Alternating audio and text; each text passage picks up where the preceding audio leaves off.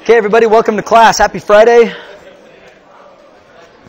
A wonderful weekend approaches.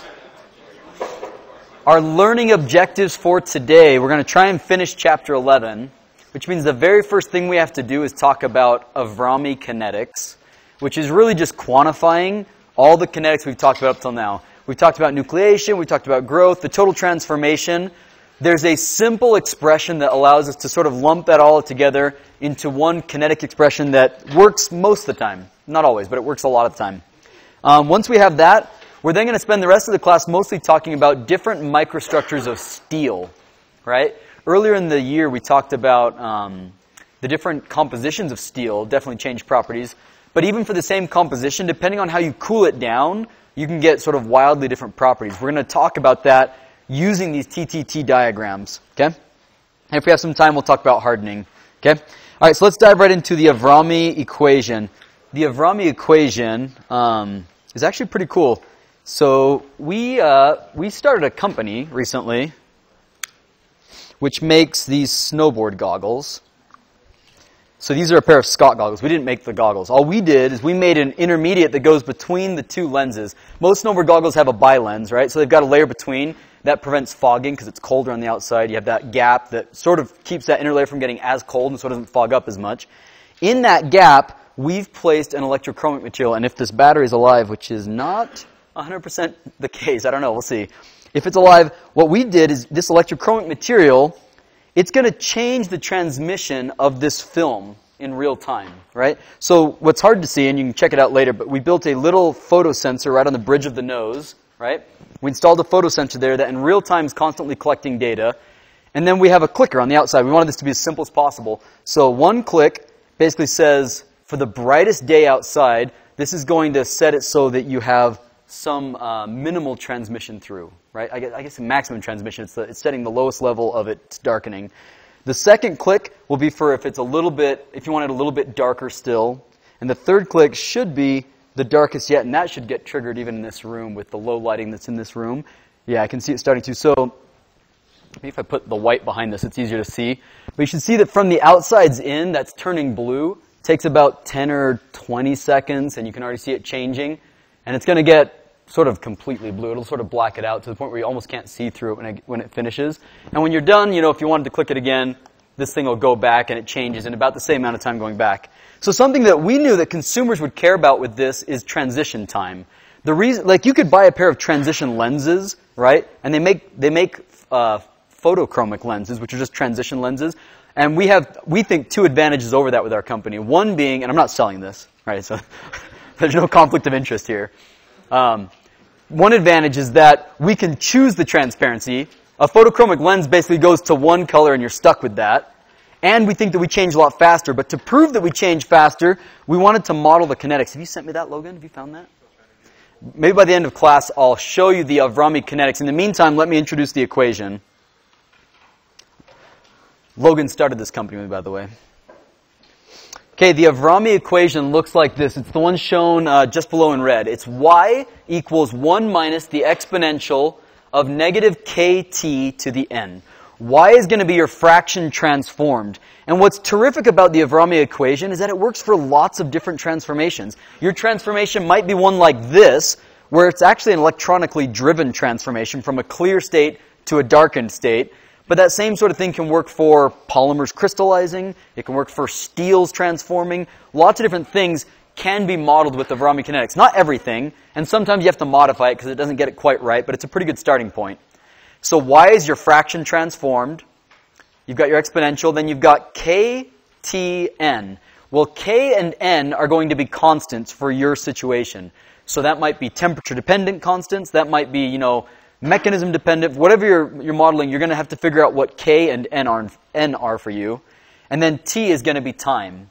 So this becomes really valuable because you can model as a function of time what your transformation is doing. Why do they use this expression that looks like that? The reason they do it is because it produces a sigmoidal curve. And many transformations have this sort of S-shaped or sigmoidal curve. So for us, it's no different. I've got a crappy image I'll show you in the meantime. All right, let me show you the better one. I don't want to show you our crappy image. Give me 1 second while I show you the good one.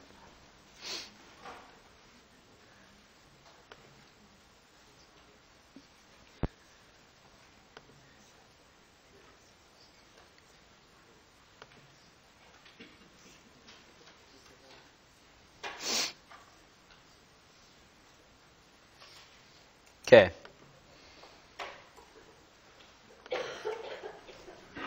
Bring this up. So Logan was interested in Pearlite, so I'm going to zoom in on these. And here you see, sorry for the resolution, I've got it shown in like the browser, the email. You've got your fraction transformed on your y-axis, and you've got time here on the x-axis.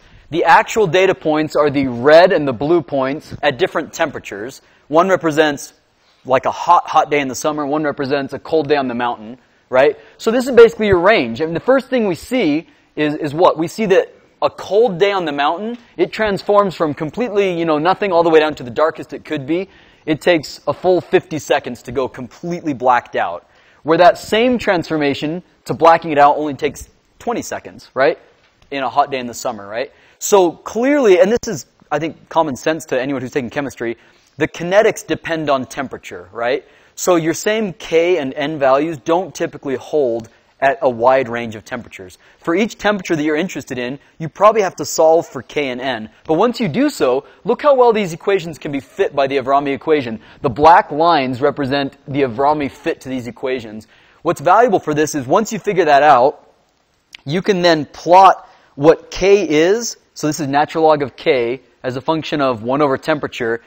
This basically allows you to say at any temperature, not only like really cold and really hot days, but anywhere in between, we can model what our goggles are going to do. We can tell you exactly how long it should take for it to transform 50% or 75%. This is the value of figuring out the kinetics of your reactions. That's a valuable thing to tell consumers. You could give them a plot, right? You could turn this into a data plot that says, what's the temperature of the day? How long will it take to transform 50%? That's a useful thing to put in a spec sheet in a product. So if you're going to do something like that, you need to understand the Avrami kinetics equation. All right, close that. So to do it, it's pretty straightforward. Again, the only things that I typically see students doing wrong here is they will sometimes forget what units things need to be in. And it doesn't matter. Whatever you solve for your K and N in, if you have your plot in seconds or minutes, then you just have to keep on using that same unit of time. That's a common mistake. And the other one is, since y is really going as a fraction, it goes between 0 and 1, not between 0 and 100%, right? It's a fraction between 0 and 1, okay? Are there any questions on using the Avrami equation? There's some YouTube tutorials. How would you go about using this? A typical way when I write questions about this, I might give you a couple data points. Like if we went back to, I already closed it. If I went back and I showed you, let's just do this. Let me write it. So for like the snowboard goggles that Logan made, at negative 11 degrees Celsius, to change, let's say it was 90% change, it took 50 seconds. And then for that same 90% change, it took 20 seconds. How would you go ahead and figure out the Avrami constants? I guess you need it at two transmissions. All right, let me pull it up again. 1 second. All right, give me 1 second. Okay, I'll show you the crappy data for a minute, because it's easier than opening up my email again. To figure out the Avrami constants, K and N, at one of these temperatures. Let's say like the red line, right? If you wanted to figure out the Avrami constants at that temperature, where the red line is at, what would you do? Turn to a neighbor. How would you go about solving this problem?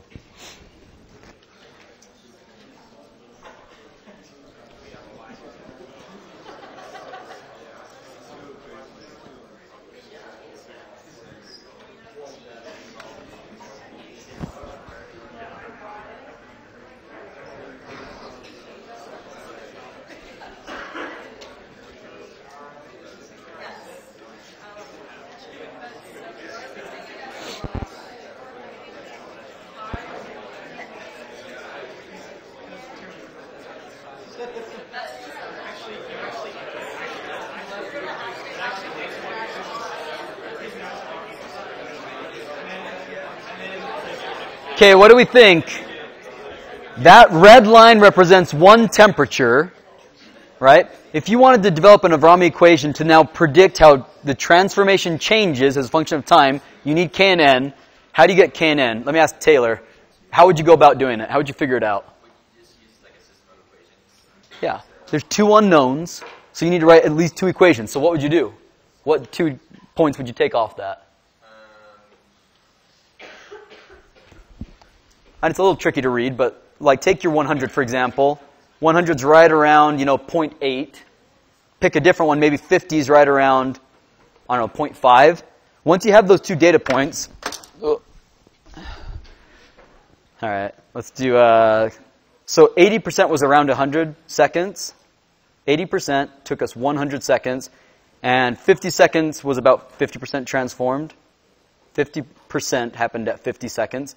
So go ahead and figure out what are the Avrami constants for this equation. So go ahead and work that out with the person next to you.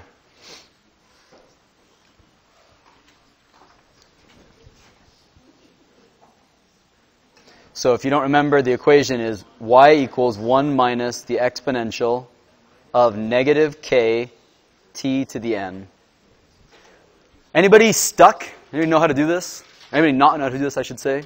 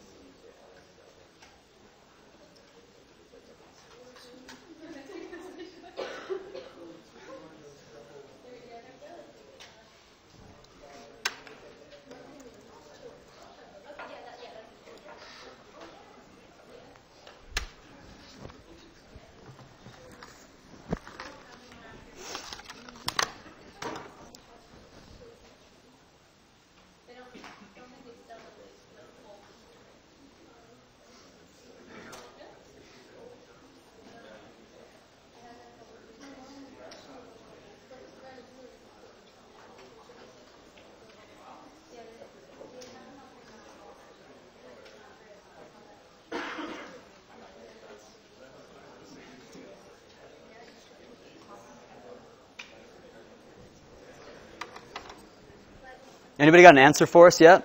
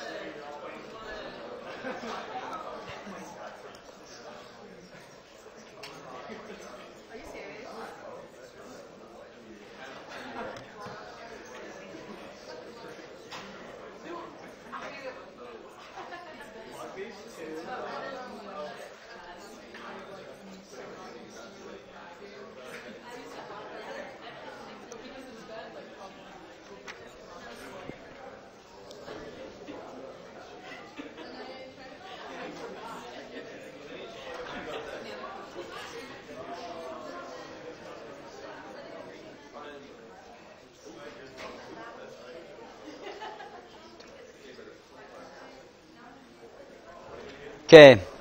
Anybody getting the same thing? Somebody, at least one person, two people, three, all right, there's a few of you. So we've got some worked out examples of that. If you want to watch it all out in all of its gory detail, we have some examples of how to do the Avrami kinetics. The main thing I just want you to know how to use is use this equation. figure out how to solve for k for n, and then if I wanted any degree of fraction transform, let's say I wanted to say, okay, now tell me how long it takes for it to be 25% transformed, you could use that same k and n, and you could solve for t when y equals 0.25, 25%, right? And it better be somewhere pretty close to, 30 or 40 seconds, okay? All right, any questions on Avrami kinetics? Okay, let's keep going then. Something that we've talked about a fair amount in this class are metastable states. We've given a few examples. Now, a metastable state is one where if you give it time and temperature, it will typically transform to its stable state. Sometimes that's a really slow transformation. Graphite is stable compared to diamond. So technically, all of your diamond rings are slowly transforming to graphite, right? But what's the time over which that happens? Diamond turning into graphite is millions of years. It will happen eventually, right? But the energy at room temperature is so low that the fraction that's transforming has to overcome this massive activation energy, and there's just not enough thermal energy for a large number of them to transform. Technically, some of them are transforming all the time. It's just the total transformation is going to take forever, right? So we're going to give an example of an important type of metastable state, which is martensitic steel in a minute. But for now, realize that if we want to have a metastable state, one of the most important things that we need to do is quench it fast enough that the transformation never even starts. So if you remember from last class, we showed these curves, these TTT curves. And these TTT curves show when the transformation starts. It begins at the red line, it's halfway done at the black, and it's basically done at the blue line. So if you want to quench something from its T alpha beta temperature up here and preserve that to high temperatures, you have to cool it down fast enough that it never even touches the nose, is what they call it, of that TTT curve, right? All right, so let's talk about this with respect to steel, right? Steel, above a certain temperature, 727 degrees, right? At 727 degrees Celsius, above that point, we have austenite, right? Now, as soon as you go below that temperature, you're crossing the eutectoid temperature. Do we have a steel phase diagram? No, we've seen it. Below that temperature, it should be a mixture of the other two phases. Let's steal that. Okay, right here. Here's 727 degrees. Below that, you should end up with alpha plus Fe3C, okay? So if you want to prevent that from happening, you have to cool it down at this temperature, right? At the fastest it's going to transform, that's around 550 degrees. If you hold it for even 1 second at that transformation, at that temperature, it will begin to transform. So when they cool these things down, it's sort of like ludicrously fast that they have to cool it down. But it's possible, right? Now, if you cool it down to, say, 600 degrees and you hold it all the way till, say, 10 to the 2 seconds, so 100 seconds, you will have a 100% mixture of what we call pearlite. Pearlite is still just the same stuff as before. It's just it's Fe3C plus alpha ferrite, but it's a really coarse version. The lamella that form are really thick, and so we call it pearlite. The reason they call it pearlite is because it looks like mother of pearl, which has that sort of like wavy composition to it. So if the lamella are really thick, then you have pearlite. If you cool it down below the nose, this region down here we call bainite. And if you look up different types of steels, even for the same composition, like 1020 steel, that has 20 weight% carbon. Well, sorry, 0.2, right? 0.2 weight% carbon. But it can come in different flavors. It can be pearlite 1020, bainite 1020, or other things, right? And that has all to do with where you transform it. If you transform it here, you have lots of temperature, and so the lamella that form are going to be very thick. And if you cool it down here, you don't have a high temperature, and so there's not a lot of diffusion, so you get really thin lamella regions, okay? So here's the pearlite that forms at high temperatures, which we call pearlite. And then if you cool it down at a lower temperature, it would be bainite. We have some pictures in a minute. What's interesting is the plot that you've seen here, this is for austenitic steel, meaning you're right at the eutectoid temperature. So if we go back up to here, or eutectoid composition, excuse me, this is for cooling it down right here, right at the eutectoid composition. And the reason we know that is if you look at the diagram, if you were to be just a few degrees above 727 degrees, you should still be pure austenite because you're right at the eutectoid composition. So if we go over here and look at these things, a few degrees above 727 degrees, right here at that temperature, you can hold it as long as you want, and it doesn't transform into anything. So it's not forming any what we call pro-eutectoid phases, right? If it was to the left or to the right, let's imagine it was over here for a minute. If it was right there, and you're a few degrees above 727, you should start transforming. Some of your austenite should transform into your pro-eutectoid ferrite, and that's not what we see happening here. Therefore, you know that this TTT diagram must correspond to a eutectoid composition. Because again, we're holding it for long times above that temperature, and it's not transforming into ferrite. Okay? So we have an example of a TT curve at a different composition, and it looks differently, right? Take this one.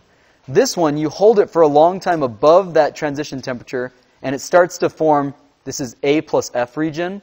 F, as you can imagine, it stands for ferrite. So if you hold it at that temperature, even above the eutectoid temperature, because we're technically off a little bit from the eutectoid composition, we're going to start to form ferrite. Okay? So you have to have a different TTT diagram for different compositions. Any questions on that? Why you can't use the same TTT diagram for all different types of steel? Okay.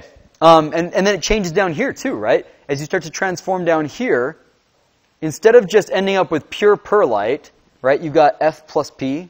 So that's going to be ferrite plus pearlite.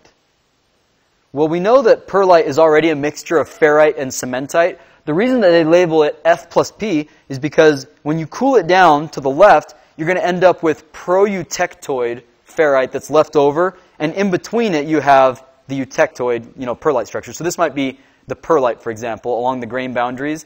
Or sorry, that's the pro-eutectoid ferrite. And then the pearlite is in the grains that used to be austenite. Okay, any questions? There's typically more questions than this, I feel like. Josh? Can you determine what composition is based on that diagram? Like with a phase diagram and that diagram? No, I don't think you could, because it doesn't tell you the fraction. If it told you not just F plus P, but if it said 25% F, 75% P, then you could go back to your phase diagram and you could say, well, where upon cooling down on this line would I have 25% pro-eutectoid? And it would be right here. So that could tell you the composition, because then you've got 25% ferrite and 75% austenite that turned into pearlite. So that would have to be given, and that's not given in that plot, so you couldn't tell. Good question, though. Okay, any other questions on these TTT diagrams? We're going to do a bunch of examples. Let's do a bunch of examples. Okay. So let's do our first one. This would be a good day to have stayed in class. Sorry, front row guys that left early. We're going to do a bunch of these. Not out of spite. It was pre-planned. But I do feel a little bit justified that they left. Just a little bit. Okay. We're going to predict the microstructure for drawing A. I apologize, it's a little bit small. Drawing A is this dark blue line up here, where you cool it just below the eutectoid temperature, you hold it all the way, and then you quench it, right? So that, to me, it looks like it basically reaches the end of the transformation, and you quench it. So we'll do this one sort of together. What structure would you end up with? Is it A, spheroidite, B, 100% coarse pearlite, C, 50% coarse pearlite, 50% martensite, D, 50% coarse pearlite, and 50% bainite? Well, let's introduce a few terms, right? Let's go back to our diagram here and label a few things. Do I have a better one? This is a better one. Okay. This region right here is coarse pearlite. That's fine pearlite. Coarse just means that the lamella are wider, right? Upper bainite, that's the same as saying coarse bainite. Lower bainite, that's the same as saying fine bainite. I have no idea why they chose these terminology. That's just what the steel industry uses. So those four areas all just have to do with what temperature you allow this to completely transform. But something can happen. Let's say that you go 50%, you make it to that dotted line, and then you change the temperature rapidly, right? And you hold it the rest of the way down here. What do you end up with? What you end up with is 50% of the austenite, right, this gamma phase, has converted to coarse pearlite. But then when you cool it down and you let it go the rest of the way, The other 50% of your austenite that hadn't converted yet, it will turn into bainite. So you can get a mixture. And because of this, you can get really complex microstructures that are not all one phase or one microstructure or another. You can get really interesting microstructures that give you a nice trade-off between hardness, fracture toughness, ductility, the different properties you want. Okay? The ones that are stronger and harder would be which ones? Maybe turn to a neighbor. If you had to predict which ones of these structures will be harder and stronger, and which ones will be softer and weaker, which ones would they be? And why?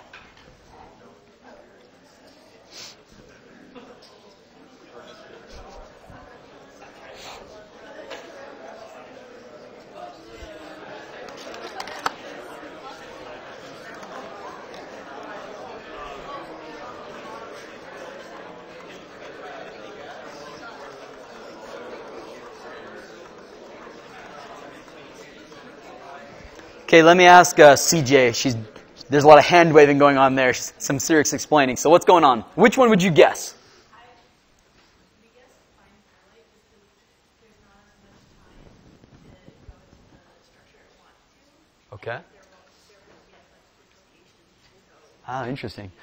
Okay, let's assume we hold these all for the same amount of time. We all start at zero time. We let them all hold for 1,000 seconds, right? So they're all going to be either completely coarse pearlite, fine pearlite, upper bainite, or lower bainite. When we think about which one's going to be harder or stronger, we should be thinking about dislocations. Now ask yourself, is it easier for a dislocation to move in a material that has lots and lots of grain boundaries, or has fewer grain boundaries? Fewer grain boundaries. This is what Hall-Petch, right? Last 2 chapters ago we learned about a Hall-Petch strengthening mechanism, and we said that small grain size is stronger. So these ones up here, we allow the grains to actually coarsen, so you get big fat grains. So these will actually be weaker, because there's fewer grain boundaries. These ones are actually going to be much stronger. These will be much more ductile, and these will be more brittle, right? So that's bainite and pearlite. Technically, if you hold something way out here, you reach what's called spheroidite. So if you hold something at very high temperatures for a very long time, you form spheroidite. What does spheroidite look like? Spheroidite doesn't look lamellar anymore. Spheroidite is a type of metal where if you hold it long enough, instead of being lamellar, the iron, right, the ferrite and the cementite regions separate into spheres. The reason they do that is why. Why do they turn into spheres? What do you think, Elias? It reduces energy. If it happens, it's because it reduced energy. It's always the right answer, right? Why, though? How does it reduce energy? Where was the energy before, and why is it less in this picture? So there's like the lamellar, there's the zebra stripes versus this. Why is this any better? What do you think? Non-structures have a lot more surface area in the grain. Yeah. If you consider the surface area to volume ratio, sheets have a lot more surface area than spheres. Spheres actually, this is why droplets form. It minimizes, that's like the best shape for minimizing surface area to volume. It has the smallest surface area per volume of spheres. And so, if you let these things sit long enough, it'll go from zebra stripes all the way to this, because it just keeps on reducing its surface energy. And if you let this sit long enough, these things will merge together, because 2 spheres has more surface energy than those 2 spheres lumped together into 1 sphere. Even though it's a larger volume, it has less surface energy, right? So that's spheroidite, and spheroidite's kind of garbage steel. You don't want to make spheroidite. If you're making steel, it's not really good for anything, because it's super, super ductile, but you lose so much strength that it's kind of just crappy. So they don't like it. And then the other thing that we need to teach about is Martensite. Martensite's down here at the bottom. So let's say you cool it down, and you cool it down so fast that you never touch the nose of that peak, right? You have to quench this very quickly for that to happen. If you quench it fast enough, then you transform to Martensite. Martensite's interesting. What it looks like in terms of the phase diagram, if we go back to our phase diagram, you essentially cool it down so quickly that you never get ferrite and cementite separating. It never phase separates, right? The transformation never even begins. So you end up with basically austenite, but it's austenite that's been quenched, and so it undergoes a slight, what's called a martensitic phase transformation. It's named after the Martensite phase. It's a martensitic phase transformation, and it's one where all the atoms shift positions just slightly. I think I've got a picture of it.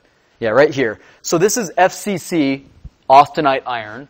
They're just showing the iron positions. They're not showing the carbon that is sort of crammed in this lattice, right? If you quench this fast enough, it changes. It gets a little bit taller. They take this crystal structure and it expands a little bit in the vertical direction, which causes it to look like this. So it actually changes to an orthorhombic crystal structure, or tetragonal, one of the two. And essentially, you've got, it looks just like the FCC, but it's just sort of frozen in space and it's slightly distorted. And this thing is extremely brittle. It's really hard because you lose all your slip systems. When you lose the symmetry of going from FCC to this BCT Martensite, you lose the slip systems that made it ductile at high temperatures, and all the carbon that's crammed in the interstitial sites really doesn't allow dislocation motion. So this is the hardest, most brittle metal that you can get, which is not really good for anything, right? If you want to make something that's super, super hard and you don't care if it fractures, Martensite's the way to go. Most of the time, we want it to be hard, but we don't want it to be completely brittle afterwards, so they do one last trick. They transform it completely to Martensite.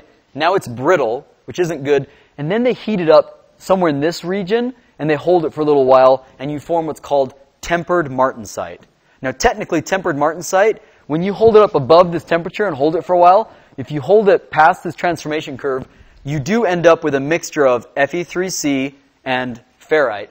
But it's happening at such a low temperature that you don't even form lamella, you form precipitates. So precipitates, let's take a look at this. Tempered Martensite. Tempered Martensite looks like this. It's tiny. It's like, imagine like microscopic zebras. That's what you got going on here. They separate, but it's not these big fat bands that we see in Pearlite or Bainite. It's really tiny microscopic ones. And by doing that, you heal the lattice because technically it does switch into ferrite and cementite, which gets rid of a lot of the dislocations, right? But a dislocation has a hell of a time moving through that. It's just really difficult for them to move through. And so you get sort of the best of both worlds. You get really good hardness, you get really good strength, but you don't lose all of your ductility and fracture toughness. So this is sort of a high-strength steel alloy that gets the best of both worlds by having these really tiny precipitates of your Fe3C and cementite in your material. Okay? So with that said, now we can sort of answer these questions. We know what Bainite is, we know what Pearlite is, we know what Martensite is, we know what Spheroidite is. So let's do this first one together. This first one, everybody's already answered, mostly, right? The question is, what microstructure will we get for A? We cool it down just a hair below the eutectoid transformation, and we hold it all the way. You know, out here somewhere would be Spheroidite, so let's not do Spheroidite. But if we quench it, we've already transformed all of our austenite to coarse Pearlite, right? So the correct answer on this one is going to be B, for sure. So get your answer in. That one's a freebie. We're going to do a bunch more. So that one will be 100% coarse Pearlite. Any questions why? Why it's not any of the other answers here? Okay. Let's keep going. All right, this one you're on your own. Predict the microstructure for B. And in B, we're assuming that it definitely crosses that red line and we hold it way far out there. What do we get?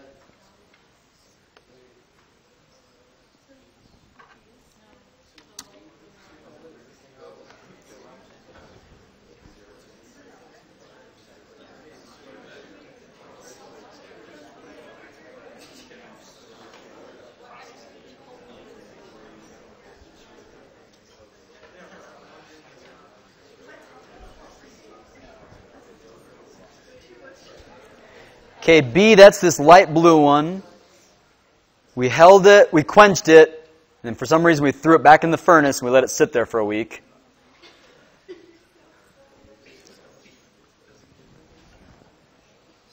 I'm a little concerned that people haven't answered yet. We just talked about this one. Okay, get your answers in.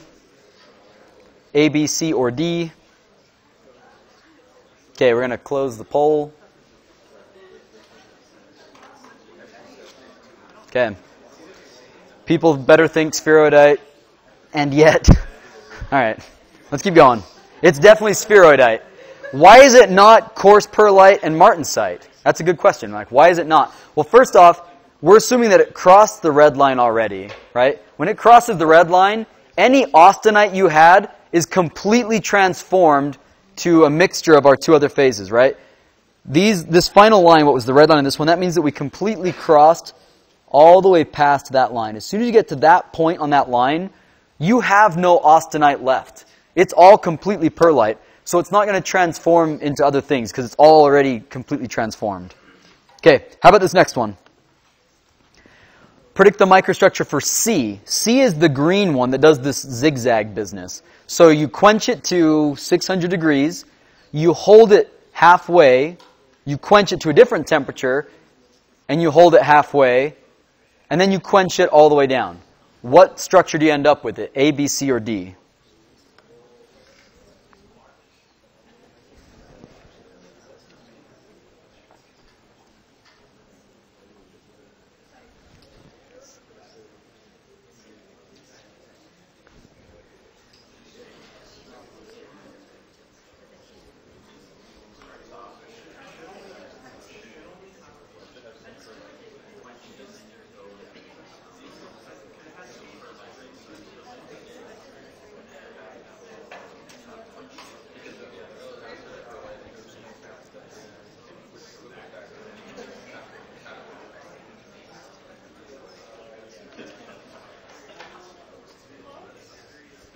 Okay, get your answers in. We're going to close the poll.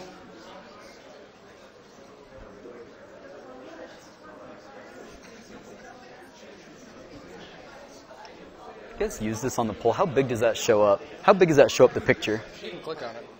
Oh, good. Good, good. By the way, if that image is a little bit small to see up here, you can click on it in your app and it should make it a little easier to see. Okay, we're going to close this one. What do people think? Fantastic, right? That's exactly right. So half of your austenite transforms to pearlite. Then you reset the clock when you change it, when you take it out of that oven and you put it in a different oven at a different temperature. And of your 50% that was remaining, only 50% of that transforms to Bainite, and the rest must transform to Martensite. So this is the correct answer is D. Let's do our next one. All right, what about D then? For D, you're going to quench it. You're going to hold it at 400 degrees for, I don't know how many seconds that is. And then you're going to quench it.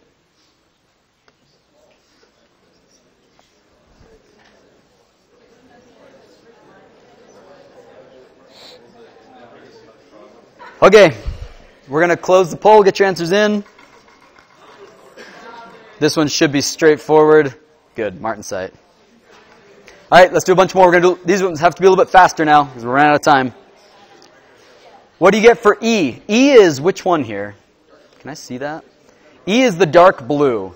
So you take it down to 400 degrees, you hold it to here, and then you bring it down. Okay, get your answers in. We're going to be quick on these.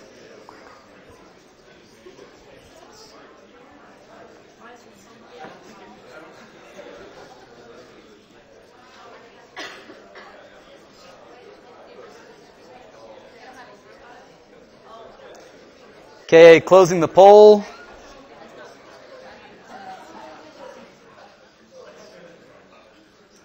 Okay.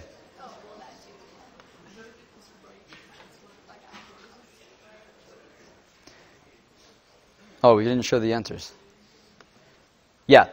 You're not quite halfway on this. If you look at that one, it doesn't make it to that dotted line. So it's not 50%. It makes it halfway to that, which is 25%, right? So you're going to get 25% Bainite, and then you quench it, the rest has to be Martensite. So you end up with 25% Bainite, 75% Martensite. Okay, how about this next one? F. F is which one? F is this light blue. So you're going to take it down to 400, you're going to hold it all the way to here, and then you're going to quench it, and you end up with what?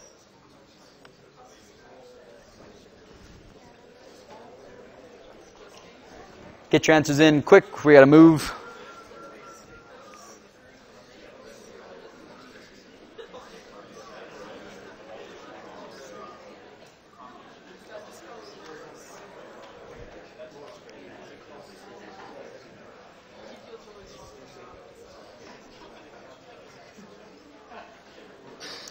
Okay, going to close the poll.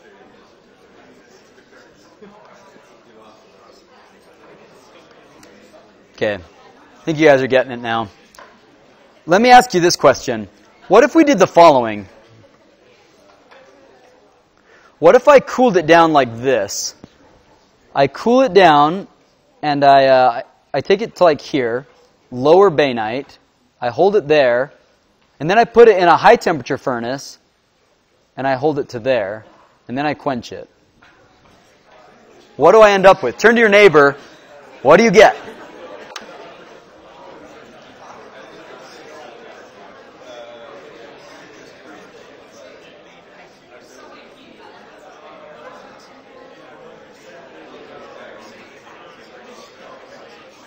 Okay, let me just do a raise of hands on this one. Who thinks that you would end up with some form of Bainite? Raise your hands. Some form of Pearlite. Something else. Julia. So you get Pearlite, and here's why. Bainite, that's the one where you quenched it down to such a low temperature that by the time that the austenite does split into ferrite and Fe3C, it doesn't have a lot of time or temperature, and so you get this really fine-grained structure. Right? So the zebra stripes where it's really, really close together. If you then take that exact same sample, put it in a high temperature furnace, what are those zebra stripes going to do? They're going to coarsen. Because you've given them time and temperature. At a higher temperature, they're going to have a higher ability to diffuse, so they're going to get rid of grain boundaries by coarsening those grains. So you end up with Pearlite. Or in other words, if you start out with Bainite and you heat treat it, you can end up with Pearlite, but you can't go the other way. Somebody tell me, why can't I go from Pearlite back to Bainite? Yeah, Josh. Or Ashton. It's the same reason that the Spheroidite happens, because larger grain boundaries have less surface area than smaller ones. Yeah. Going from Pearlite back down to Bainite, that would require us introducing more surface energy. And like, what's the driving force for that ever? Right? Unless there's some reason, that's not going to happen. So you can't go from Pearlite to Bainite, but you can go Bainite to Pearlite if you heat up, which is something to be concerned about if you're an engineer and you've taken this class and you're like, aha, I know Bainite, Pearlite, I know these different properties, and it turns out you want Bainite for a given application because it's got the right combination of strength to ductility to whatever else, and then you heat it up, right? In your application, maybe it's in a motor of a car, maybe it's operating at 500 degrees Celsius, right, for years and years and years. All of a sudden, all that Bainite that you had, it's gone. It's going to completely transform to Pearlite in the first 10 seconds of operation. You completely lost your Bainite, right? So this is something to be aware of, that just because the spec sheet said something when you bought a material definitely does not mean that that's the properties it will have. You have to consider the use environment, and you might be transforming the very microstructure that you intended to have. Okay? All right. So we've talked a lot about these different structures. You can read about them in the book. I've got a summary here. We've talked about how they should rank from hardest to softest. Martensite is definitely the hardest, and then it kind of goes tempered Martensite, Bainite, Pearlite to Spheroidite. We've done some examples of this. What's left? Only got 3 minutes left. Let me say another word about TTT diagrams. A TTT diagram is tricky. Time, temperature, transformation. What it really assumes, and you sort of saw this in our diagrams up here, it assumes that we can instantaneously change temperature, right? Like this purple line, we instantaneously took it from over 700 degrees to 300 degrees. That's not the case. That's never the case. Things, first off, take a time. Even if you quench it in oil or water and you think you're cooling it down instantly, that heat has to diffuse out of your material. Our students did this in 2010 lab this week. They made giant rock candies, like toffee chunks. They hit it on a thermal, like a hot plate, and they monitor how long does it take for heat to move in and out of that rock candy, and it turns out it's not very fast. It's kind of slow. Even in metals where it's kind of fast, it's not instant. And so these TTT diagrams are really sort of, they have limited use because these assume instantaneous change in temperature. And in the real world, we don't have that. Instead, we have continuous cooling diagrams. A continuous cooling diagram makes much more sense. You've got a piece of metal, you quench it into some temperature, it's going to be continuously changing its temperature as it approaches the temperature of the oil or water you quenched it in. And so these make much more sense. Instead of having instantaneous change, what you're seeing here is these are different rates of temperature change, right? So you might be able to pull your heat out really aggressively, say quench it into water. That quenches things very rapidly. Maybe you can achieve 46.7 degrees per second. That's what these lines represent, as different degrees per second, typically. But maybe you quench it slowly, and it's something like 0.01 degrees per second. These diagrams are much more useful because they still show you the transformation. Here's your M plus C phase. That might be Martensite, or I have no idea what this is for. This is for some sort of metal, right? It tells you what phases form, but it's much more realistic because it's different rates of cooling down. So a TTT diagram is great, but in the real world, what's called a CCT, continuous cooling diagram, is a little bit more useful. Okay, we'll say just a few more words about hardening next class, and then we're going to dive into electronic properties on Monday. So enjoy your weekend.